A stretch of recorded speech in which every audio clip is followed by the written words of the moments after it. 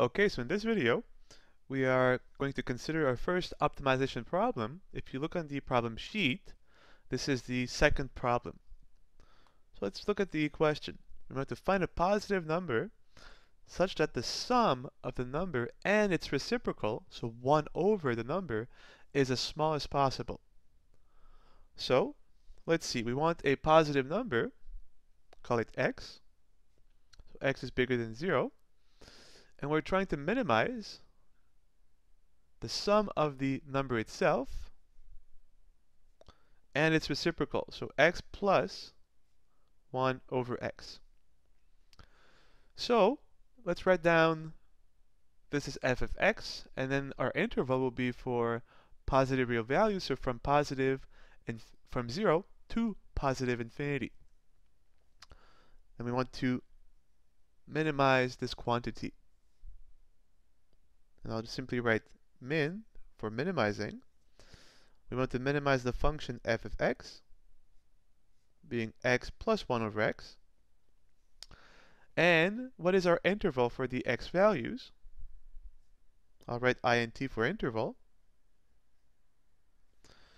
Because x ranges from 0 to positive infinity, x being positive, our interval is from 0 to positive infinity. So that's the range of our x values. Now, we know that if we have a continuous function on a closed and bounded interval, to find the max and min of this function, we simply have to evaluate the function at the endpoints of the interval and at the critical points inside of the interval. And this gives you the quickest way to maximize and minimize a function over a given closed and bounded interval, if that said function is continuous. Well, if you look at this function, the only problematic point would be when x is 0, because a 1 over 0 will give you a vertical asymptote. But as you can see, we are rejecting 0, right? We're starting with a strictly positive value of x, so we exclude 0. So on this interval, since we are staying away from 0, the function f of x is continuous. The problem is the interval is not bounded. We go from 0 to positive infinity. So we cannot use our result. And the question is, in a case like this, how do you then minimize, in our case, or maximize a function? And the idea is simply produce a very rough sketch of the graph of the function.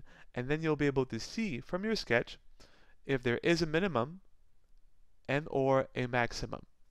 As always, we need to find if we want to produce a rough sketch of the graph, and keeping in mind, why am I saying rough? Our goal here is not to sketch the function of f accurately, but simply to figure out where there may be a minimum or a maximum. So we will find the first derivative, so f prime.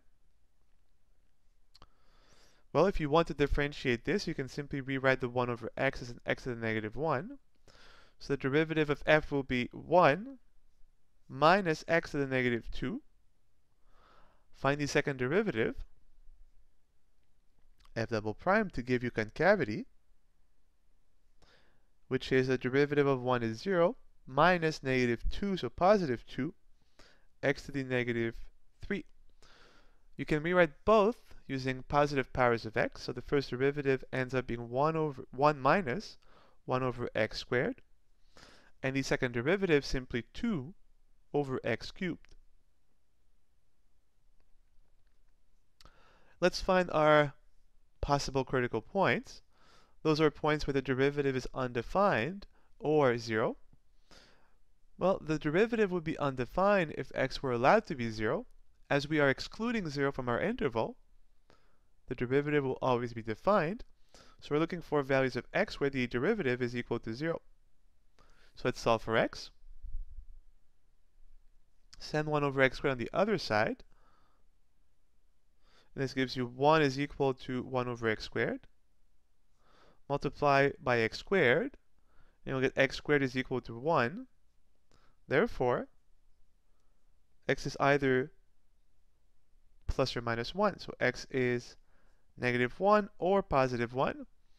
But we're looking for values of x on the interval from 0 to infinity, excluding 0. Clearly, negative 1 is not part of the interval, so we reject this value. and we have a unique critical point on the positive real axis, x equals 1.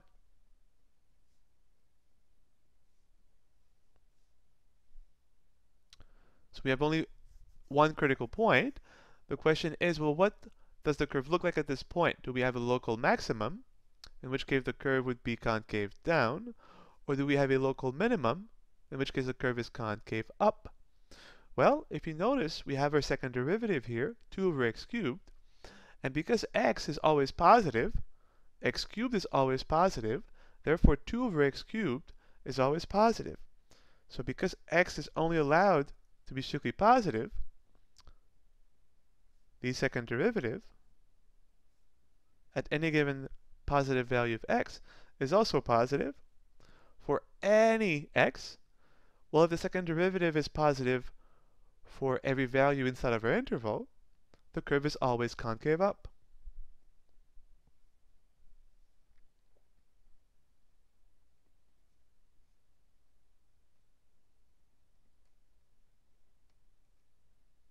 And the key word here is always. For any positive value of x, the second derivative is positive, therefore the curve is always concave up. Well, the curve is always concave up, and at x equals 1, since the derivative is equal to 0, the curve is flat at x equals 1. So we know what the curve or the graph of this function would look like. We can now produce our rough sketch. Let's recall that f of x was simply x plus 1 over x. So we only consider the positive real axis, as our range of x values is for positive real values. And we look around our unique critical point when x is 1. F of 1 will be 1 plus 1 over 1, which is 2. So we have this point. This is a critical point, as we have just said, where the derivative is 0. So the curve is flat there. And the curve is always concave up. So it has to look like this. And what's great is, this is the only critical point. And if you look at the second derivative, which is 2 over x cubed, could we ever have an inflection point or by the second derivative being 0? Well, no, because 2 is non-zero. And because we are avoiding the value x equals 0, the second derivative is always defined.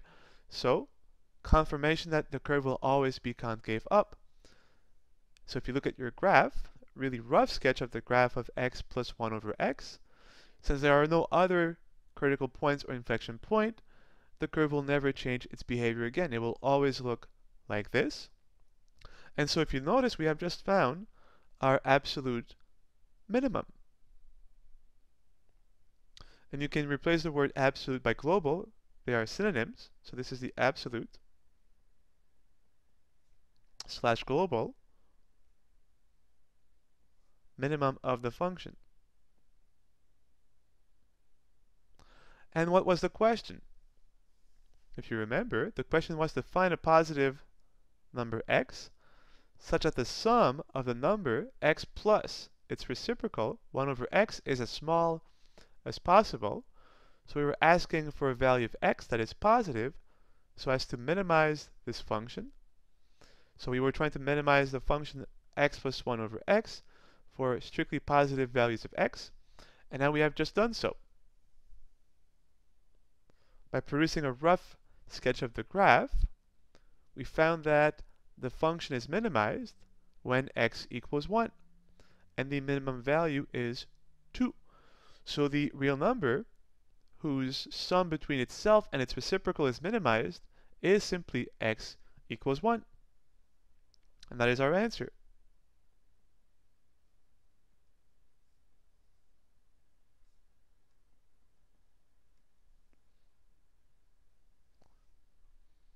And that's basically the core of optimization when you have either a function that is discontinuous or an interval that is not closed and bounded. You have to, in order to find your minimum or maximum value, just producing a rough sketch of the graph of the function you're trying to maximize or minimize. In our next video, we'll consider a simple example, such as this one, but where we will have a continuous function over a closed and bounded interval. That way, we can produce a much nicer solution. We will not have to sketch the graph of the function because we know we can find the max and or min simply by evaluating the function at the two endpoints of the interval and at the critical points inside the interval. And this way we will find the maximum and minimum value of the function. And this will be in our next video.